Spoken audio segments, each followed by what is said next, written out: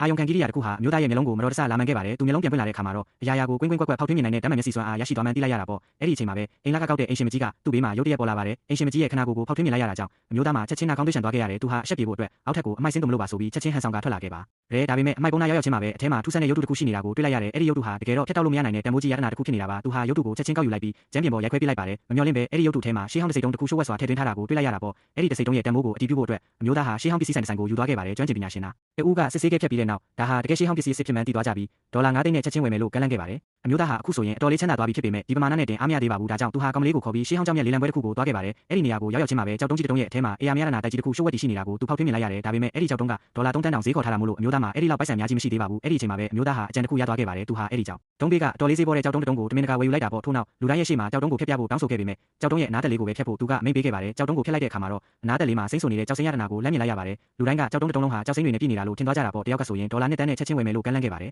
အမျိုးသားကလည်းအဲ့ဒီရောင်းဝယ်ကိုချက်ချင်းသဘောတူလိုက်တာပေါ့သူ့ကောင်မလေးကတော့သူ့ရဲ့အပြုမှုကိုလုံးဝနားမလည်နိုင်ဖြစ်နေခဲ့တယ်ဘာလို့လဲဆိုတော့ကြောက်တုံးတုံးလုံးသာတကယ်ကြောက်စိမ်းဖြစ်ရင်အနည်းဆုံးဒေါ်လာ10တန်းလောက်တန်လို့ဖြစ်ပါတယ်အမျိုးသားကဘာမှအများကြီးပြန်မရှင်းပြခဲ့ပါဘူးအဲ့ဒီအချိန်မှာပဲဝယ်လိုက်တဲ့သူကသူ့လူတွေကိုကြောက်တုံးကိုဆက်ဖြတ်ဖို့အမိန့်ပေးလိုက်ပါတယ်ဒါပေမဲ့မမျှော်လင့်ပဲကြောက်တုံးထဲမှာဘာမှမရှိတော့ပဲလုံးဝအသုံးမဝင်တဲ့အမိုက်တုံးဖြစ်ပြောင်းလဲသွားခဲ့ရတယ်အဲ့ဒီအခါကျမပဲကောင်မလေးဟာမျိုးသားဘာကြောင့်အဲ့ဒီလိုလုပ်ခဲ့လဲဆိုတာကိုသဘောပေါက်သွားပါတော့တယ်နောက်တော့မျိုးသားဟာသူရလာတဲ့ပိုက်ဆံကိုသုံးပြီးအစောကအကြီးဆုံးကြောက်တုံးကြီးကိုဝယ်ယူလိုက်ပါတယ်ဒါပေမဲ့ဘယ်သူမှသူ့ကိုအကောင်းမမြင်ကြပါဘူးချမ်းသာတဲ့သူထေးကြီးတယောက်ကဆိုရင်ဒီနေရာကဆင်းရဲသားတွေလာရမယ့်နေရာမဟုတ်ဘူးဆိုပြီးသူ့ကိုတမင်နှိမ်ချလောင်ပြောင်းခဲ့ပါသေးတယ်အဲ့ဒီနောက်မှာတော့မျိုးသားဟာကြောက်တုံးကိုဝန်ထမ်းတွေလက်ထဲအပ်လိုက်ပါတယ်ကြောက်တုံးကိုဖျက်လိုက်တဲ့ထိုစက္ကန့်မှာပဲအထက်ကနေတော်ဝင်စိမ်းရောက်ရှိတဲ့အေယာမကြောက်စိမ်းရတနာတုံးကြီးထွက်ပေါ်လာခဲ့ပြီးအဲ့ဒီကြောက်စိမ်းတုံးဟာအနည်းဆုံးဒေါ်လာတန်း100တန်ကြီးရှိနေတာကိုမြင်လိုက်ရတဲ့အတွက်အစောကနေခဲ့တဲ့သူထေးကြီးမှာတော့ဘာဆက်ဟောင်းသားနဲ့စုံမင်တက်သွားခဲ့ရပါတော့တယ်